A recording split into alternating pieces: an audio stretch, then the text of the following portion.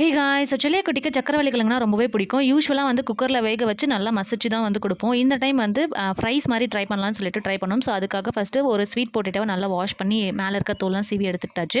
So potato French fries இருக்குல்ல, so அதே மாரி தான் ட்ரை பண்ணேன். ஸோ ஷேப்ஸ்லாம் கொஞ்சம் முன்ன பின்ன வந்துச்சு. ஸோ எல்லாமே ஷேப்லாம் கட் பண்ணி எடுத்ததுக்கப்புறம் இந்த ஸ்டீமர் மெத்தட்ல தான் நான் வேக வச்சு எடுத்துட்டேன். ஸோ தட் அதோட ஸ்ட்ரென்த்லாம் அப்படியே நம்மளுக்கு கிடைக்கும். இது குக் ஆகுறதுக்கே ஒரு 15 to 20 மினிட்ஸ் அந்த மாரி ஆச்சு. ஸோ இந்த மாரி ரெசிபீஸ்லாம் ஒர்க்கிங் டேல எங்களுக்கு ட்ரை பண்ண டைம் கிடைக்காது. ஸோ வீக்கெண்ட்ல அந்த மாரி தான் ட்ரை பண்ணுவோம். உனக்கு புடிச்சிருந்துச்சு அப்படின்னா வொர்க்கிங் டேல நாங்க டைம் ஸ்பெண்ட் பண்ணி செஞ்சு குடுப்போம். ஸோ 20 மினிட்ஸ்க்கு அப்புறம் நல்லா ஃபுல் குக் ஆனதுக்கப்புறம் கொஞ்சமா மட்டும் ஸ்வீட் பொட்டேட்டோ எடுத்து பட்டர்ல நல்லா சாட்டே பண்ணிட்டு ஆரிகேனோ போட்டிருந்தேன். ஸோ பட்டரும் ஆரிகேனோவும் இதான் ஃபர்ஸ்ட் டைம் செல்லியாக்கு குடுக்குறேன். அவனுக்கு சுத்தமா புடிக்கவே இல்ல. சுத்தமா சாப்பிடவும் இல்ல. கடைசியில அந்த பிளேட்ல இருக்கிறது ஃபுல்லா நாங்க தான் சாப்பிட்டோம். டேஸ்ட் ஆனா சூப்பரா இருந்துச்சு.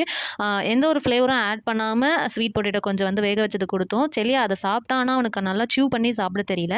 அகைன் நாங்க மிக்ஸியில கிரைண்ட் பண்ணி தான் குடுத்தோம். ஸோ இந்த ரெசிபி எங்களுக்கு ஃப்ளாப் தான்.